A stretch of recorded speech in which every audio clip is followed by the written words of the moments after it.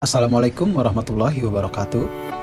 Apa kabar teman-teman semuanya? Saya doakan semoga sehat selalu. Jadi, di sini saya membuat video tentang materi mata kuliah manajemen logistik, meliputi pengertian, pendapat para ahli, dan peran dari manajemen logistik itu sendiri. Selamat menonton. Organisasi pemerintah merupakan institusi pemberi pelayanan kepada publik.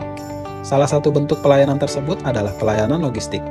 Pelayanan logistik kepada pihak eksternal tersebut, walaupun pemerintah bukan pelaku logistik secara langsung, namun pemerintah bertindak melayani dalam kebijakan, informasi, dukungan fasilitas umum seperti jalan, transportasi, terminal, pelabuhan, dan pasar.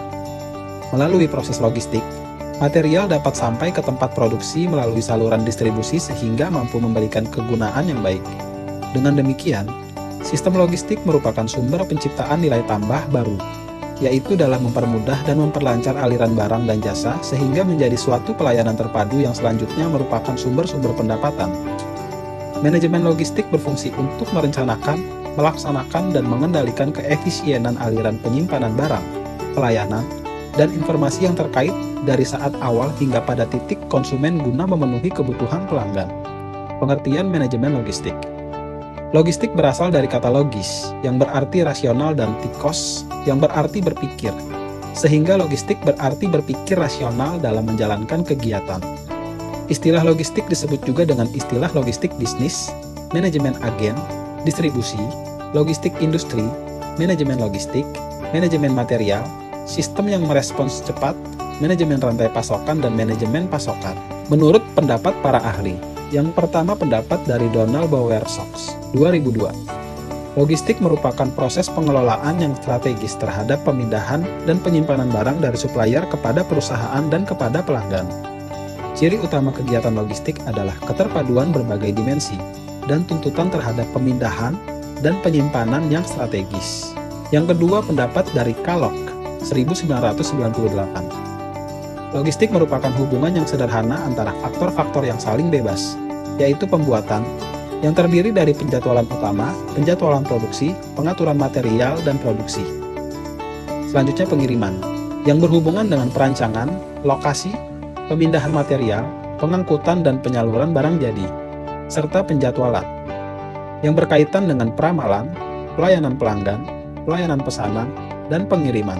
Dari beberapa definisi tersebut, dapat dikatakan bahwa manajemen logistik merupakan proses perencanaan, implementasi, dan pengendalian dari proses-proses kegiatan logistik mulai dari pengadaan, penyimpanan, dan pendistribusian guna memenuhi kebutuhan pelanggan.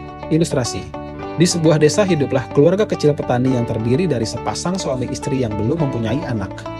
Keluarga petani ini memiliki sebidang sawah yang ditanami padi, serta palawija yang hasilnya dipergunakan untuk memenuhi kebutuhan hidup sehari-hari dan sisanya dijual kepada pedagang yang datang ke desa tersebut. Dalam mengelola sawah itu, secara tradisional sang suami setiap pagi berangkat ke sawah dan mengolah sawahnya sampai sore. Disinilah muncul masalah logistik sederhana, yaitu bagaimana suami petani tersebut memperoleh makanan serta minumannya di sawah saat bekerja di siang hari nanti. Masalah logistik tersebut secara tradisional telah dipecahkan oleh sang istri dengan mempersiapkan nasi dan lauk pauk untuk sang suami. Begitulah masalah logistik secara tradisional muncul dan dapat dipecahkan secara efektif dan efisien, yaitu dengan terpenuhinya kebutuhan logistik secara tepat jumlah, tepat mutu, dan tepat waktu. Organisasi perusahaan dalam praktik sehari-hari tidak hanya menitik beratkan pada masalah administrasi atau manajemen saja, akan tetapi juga mengurus kegiatan pengelolaan dan penyimpanan bahan baku, suku cadang, barang jadi dari para pemasok di antara fasilitas perusahaan. Manajemen logistik secara tradisional memiliki ruang lingkup yang sangat sempit, di mana hanya dilaksanakan dalam tatanan kehidupan masyarakat terendah. Selanjutnya, logistik dalam perkembangannya dipengaruhi oleh globalisasi yang mengarahkan kepada perubahan yang mencakup dua hal. Yang pertama, perkembangan kemajuan, ilmu pengetahuan, dan teknologi dengan diterapkannya berbagai pengelolaan barang dan jasa dengan jasa komputer. Yang kedua, iklim perekonomian masyarakat yang semakin menunjukkan tingkat persaingan dalam kualitas pelayanan. Peran logistik dalam organisasi publik. Saat ini manajemen logistik yang efektif telah diakui sebagai peluang kunci untuk meningkatkan keuntungan dan daya kompetitif suatu perusahaan. Tren fokus terhadap konsumen tersebut berlanjut hingga kini. Dalam organisasi publik, terutama pemerintah daerah, Manajemen logistik sangat berhubungan erat dengan penyelenggaraan fungsi pemerintahan di daerah baik secara langsung maupun tidak langsung. Hal ini dikarenakan aktivitas manajemen logistik sangat menyangkut kehidupan sehari-hari yang berhubungan dengan pelaksanaan tugas pemerintah yang bersifat eksternal, yaitu pemberian pelayanan kepada masyarakat. Yang kedua, peran logistik dalam mendukung kegiatan pemasaran. Logistik memegang peranan penting dalam bauran pemasaran perusahaan karena sejumlah upaya pemasaran harus mengintegrasikan gagasan-gagasan untuk memperoleh produk yang cepat pada saat yang tepat, promosi yang memadai, dan tempat yang memadai. Logistik dapat mendukung pengiriman barang ke tempat yang tepat, seperti halnya utilitas produk atau jasa menyediakan kepuasan konsumen hanya jika produk tersebut tersedia bagi konsumen pada saat dan di mana produk tersebut dibutuhkan. Yang ketiga, peran logistik dalam ekonomi. Logistik memainkan peranan kunci dalam ekonomi, yaitu pertama, logistik merupakan salah satu pengeluaran utama dalam bisnis. Dengan demikian, mempengaruhi dan dipengaruhi oleh aktivitas ekonomi lainnya. Yang kedua, logistik mendukung pergerakan dan aliran dari sejumlah transaksi ekonomi seperti penjualan dari sejumlah barang dan jasa. Yang ketiga, logistik menambah nilai dengan menciptakan kegunaan atau utilitas, waktu dan tempat. Yang keempat, dalam perdagangan internasional pemerintah ikut memerankan kebijakan maupun pengawasan perdagangan tersebut karena merupakan perluasan kegiatan ekonomi. Yang keempat, logistik militer. Begitu pentingnya kontribusi logistik terhadap kemenangan sekutu di Perang Dunia II, sehingga saat itu logistik mulai mendapat pengakuan dan perhatian.